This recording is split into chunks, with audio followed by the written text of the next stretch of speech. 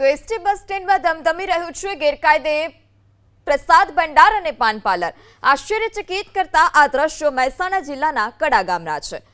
માં સિદ્ધેશ્વરીના દર્શન માટે હજારો શ્રદ્ધાળુઓ કડા આવે છે। શ્રદ્ધાળુઓ અને મુસાફરોને તડકા અને વરસાદમાં હેરાન ન થવું પડે તે માટે હાઈવે પર એક બસ સ્ટેશન પણ તૈયાર કરવામાં આવ્યું છે। પણ આ જ બસ સ્ટેશન પર છેલ્લા ઘણા વર્ષોથી સ્થાનિકો ગેરકાયદે કબજો જમાવીને બેઠા છે। 20 વર્ષ અગાઉ ગુણવંતભાઈ પંડિત નામના દાતાએ પોતાના સ્વખર્ચે બસ સ્ટેશન તૈયાર કરીને એસટી વિભાગને સુપ્રત કર્યું હતું, પરંતુ છેલ્લા ઘણા વર્ષોથી સ્થાનિકો આ સરકારી જગ્યા પર ગેરકાયદે કબજો જમાવી લીધો છે। બસ સ્ટેન્ડની અંદર જય જય માતાજી પ્રસાદ ભંડાર અને પાન પાર્લર ધમી રહ્યા છે। એવું નથી કે ગ્રામ પંચાયતને આ ગેરકાયદે કબજા અંગે જાણ નથી।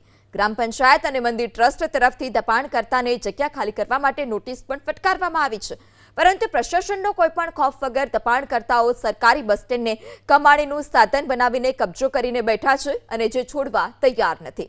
મંદિર ટ્રસ્ટનું માનવું છે કે આ જ ગેરકાયદે કબજાને લીધે શ્રદ્ધાળુઓને ભારે હાલાકી ભોગવવી પડી રહી છે। મંદિરની સામે જે દુકાન છે 20 વર્ષથી યોગેશભાઈ પંડિતે આ મંદિરની અંદર પૈસા આપી અને દાન પેટે બસ સ્ટોપ બનાવેલું છે।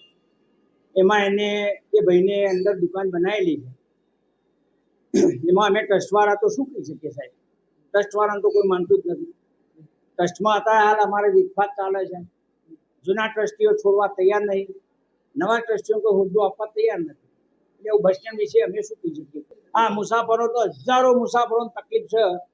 એવા અંદર આવીને અમને ઘણા એવા લોકો કહીએ બી જાય છે કે સાહેબ એસટી ડેપોમાં અમને તકલીફ પડે છે, પણ કોઈ માનતું જ નથી તો શું કરે? કોઈ બિલકુલ વ્યવસ્થા જ નથી। દર્શનાર્થીઓ તો બિચારા તડકો ઉભા રહીને